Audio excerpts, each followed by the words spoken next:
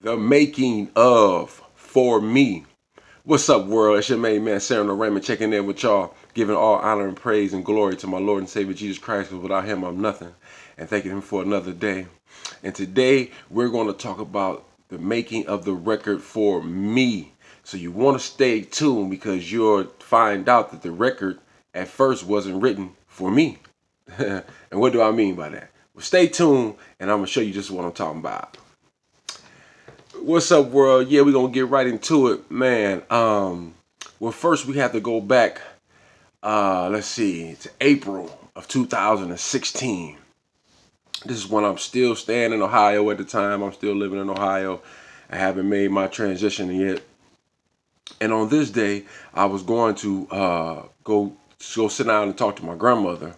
God rest her soul. Um, it's something I would do, what I'm saying, on a day-to-day basis, or every other day I would go by and I would go sit and talk to my grandmom. And this is one of the days when, I went and sit and talked to her. So I went and bought her some flowers and everything. And, I came upstairs and came in the house, came upstairs, and I set the flowers up for her to see her, you know what I'm saying? So for her to see them. And she said, "Grandson." I said, "Yes, ma'am." She said, "Come here. I want you to sit right here." She had a rocking chair next to her bed. And she said, "I want you to sit right here, and I want you to read something. This is what I want you to read. This is what I want you to do." So I sat down. I said, "Yes, ma'am." I sat down, and I said, "Yes, ma'am." So I sat down. She handed me the booklet, and it was a pamphlet. And in the pamphlet, it was telling a story about the Messiah. For those who don't know, the Messiah was Jesus Christ when he was little, when he was younger. And it was talking about how he was born in Bethlehem, and how the people in Bethlehem did not believe that he was the son of God, so he could not perform the miracles that God had sent him to perform. So in that case, he would have to, go on this little tour basically around different countries, spreading the word of God. And within that passage, it also said a prophet is not without honor in his own country, in his own next of kin, and in his own household. So after I got done with the passage, I handed it back to my grandmother. And she said to me, she said, "Grandson, this is what I've been trying to tell you." She said, "You're going to have to leave Ohio because they would never believe in you here." Right? Right. So, okay, at this time, like I said, I'm in Ohio. I'm a supervisor at a security company. I'm working 60 hours a week, but it's really a dead end job because I really don't have no insurance. You know what I'm saying? I already have kids. I have 4 boys at this time. You know what I'm saying? I don't have no insurance for myself or them. So I'm like, man, I'm just like, dead end job, you know what I'm saying? Not really being able to, advance. So I go and we talking or whatever. And so a couple weeks go by. A couple weeks go by. And me and the owner of the company, of the security company, we sitting there talking. And he says to me, he says, "Cyrano, you're a great worker, man." He said, you say you do a lot of things. You go above and beyond that, a lot of my other employees doesn't do. And I said, "I'm glad you brought that up." So, I asked him, I said, "Well, I would want to stay here, want to work, but some things will have to change. You know what I'm saying? I need, more money, what I'm saying? I need some insurance, et cetera, et cetera." So he looked me in my eyes and he said to me, he said, "Cyrano," he said, "you're worth $20 an hour." He said, "But I can't pay you that." So that day, I said, "Well, I'm going to put in my 2 week notice, And I put in my 2 week notice. I worked out my 2 weeks. I told him I'd work out my 2 weeks and everything, and so for him to be able to find somebody else and to take my spot. And that Friday, after I put my 2 weeks in, we got paid. I got my paycheck. I bought a one-way ticket to Georgia. Now let me tell you how I got to where I was gonna come to Georgia. Now, mind you, all within these 2 weeks, I'm praying, I'm praying, I'm praying, I'm praying, I'm praying, I'm praying, I'm praying. I'm like, "Lord Jesus, should I go to LA or should I go to Atlanta? Should I go to LA or should I go to Atlanta?"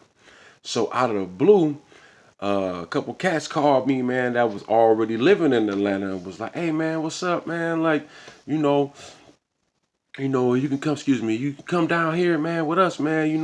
We basically, what I'm saying, doing this music thing, I'm trying to get it together, woo, woo, woo. So I'm like, wow, what I'm saying? There had to be a sign because, I've been praying on, where should I go? To Atlanta or LA?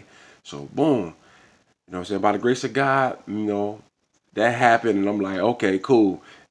You know what I'm saying? God must be pointing me to Atlanta. So boom, I end up getting me a one-way ticket, like I said, to Atlanta, Georgia. I end up doing my 2 weeks. I worked my 2 weeks out. So now, boom, I'm packing all my clothes up, situating all my things. Put my clothes together and everything to get ready for this big move. Okay, boom. So that next month of May, I leave May 16th, 2016. Okay, boom, I'm on my way to Georgia. I touched down that night of 2000. Of May 16th. I touched down that night. I get here. You know what I'm saying? Uh, we're actually staying in an extended stay hotel. You know what I'm saying? 2 bed extended stay hotel. I'm the last man on the totem pole. You know what I'm saying? So I get the flow. You know what I'm saying? But at this time, I really wasn't worried about sleeping on the floor because I got another child on the way.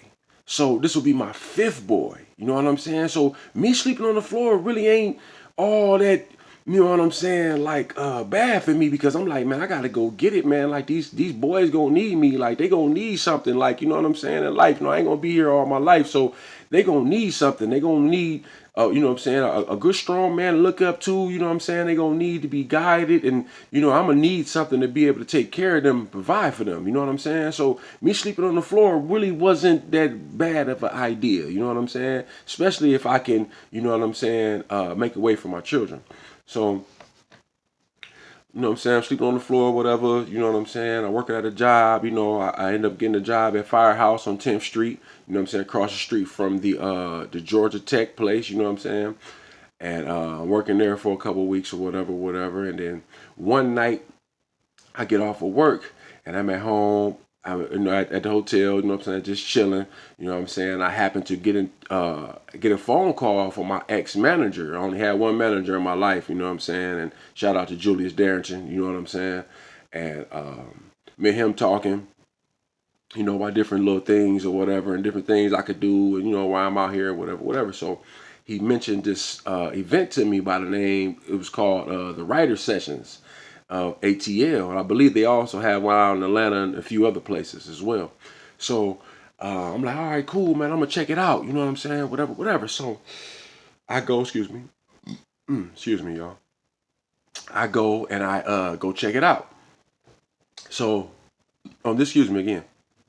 On this particular night, this is probably about my third time I have showed up this night. So I go in there, and this third night, like I said, I've been there.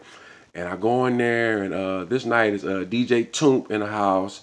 If y'all don't know who DJ Toomp is, he's the one that did a lot of producing for T.I. Asking Fountain, if y'all don't know who he is, he did a lot of producing for Chris Brown. Bimmy, which is the little brother of Deborah Antony. Deborah Antony is Waka Flocka mama. They was all in the house that night. So on this particular evening of the event, which is Writer Sessions of Atlanta, you had to pick one of your best songs that you had at the time. They was gonna play it, and you was gonna have to perform it live in front of everyone. So the record I chose was "I See the Best." You know what I'm saying? Y'all can go check that out right now. You know what I'm saying, on all streaming platforms, and it's co-written and produced by Grammy-nominated producer Tub Young. You know what I'm saying? So that's the record I was gonna perform. "I See the Best." So I gets up, I perform the record. You know what I'm saying? I get I ain't gonna say like I get no standing ovation and like that, but I get I get great feedback. Good and great feedback. You know what I'm saying? So it's about 30 of us that performed that night. Everybody got to perform. Everybody, got their, hand claps. Everybody, oh man, that was nice. Stuff like that and carrying on. So the end of the night comes, and this manager and her producer comes up to me, and they was telling me how they like the way I write and things like that, and they was wondering if they send me a couple instrumentals you know what I'm saying, would I be able to write some songs to him? So I said, oh yeah, for sure. So we exchanged information, email addresses or whatever. And she said, well, look forward to, them sending you some records, this week. So, okay, boom, this is the weekend now, mind you, of 2016. This is like June at this point. We in like June. So, she asked me, we exchanged information. The week go past, I don't see nothing in my email. I'm at work. I'm like, well, what happened? I don't, I'm just like, okay, well, maybe they changed their mind or whatever. So I believe that weekend came up. It was on a Friday, and I had off of work that day. And I was just sitting there, just chilling, just vibing out or whatever, enjoying my day off. And some emails came through. Bling, bling, bling, bling. Emails came through, it was the instrumentals that, that they said they was going to send. So I'm listening to the instrumentals, and one of them caught my attention. And I'm like, oh, yeah, okay, I like this one, this one fire, you know what I mean? So, I downloaded it into my phone and, I press play. I'm just, listening to it or whatever. And what we used to do is because the hotel room we had, it was like it had the kitchenette, it had the chairs and the table, the refrigerator, the stove, the sink, all that. So like a apartment / hotel, you know what I'm saying? You know what I'm talking about? Them kind of places. So we used to take the door though, or we used to take the chair and put the chair by the door and leave the door open and sit in the chair like that. You know what I'm saying? So we can be able to, sit outside, basically like sit inside but sit outside and kind of like be, just looking at the just looking, watching people walk past, you know what I'm saying? The scenery, just checking out the scenery. That's what the word I want to use. So we did that or whatever. Well, I was doing that at the time. And man, it was a sunny day. It was beautiful. And I was just like, man, this is so much of a beautiful day, man. I'm blessed, man. I'm so happy to be off, man. And I looked over to the right and I just looked at the sun, man. And I was just like, it's a great day to be alive.